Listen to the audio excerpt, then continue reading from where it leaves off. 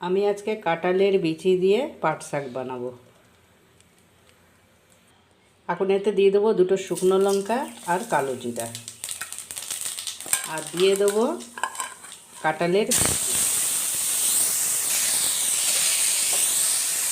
কাঁঠালের বিচিটা আমি আগে একটুখানি ভাপিয়ে নিয়েছিলাম। এর মধ্যে দিয়ে দেবো একটু হলুদ আর একটু নুন।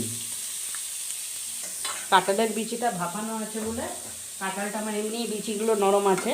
এর মধ্যে এখন ঢেলে দিলাম পাট শাক। সবাই যে যার নিজের মতন বানায়, আমি এরকম বানাচ্ছি।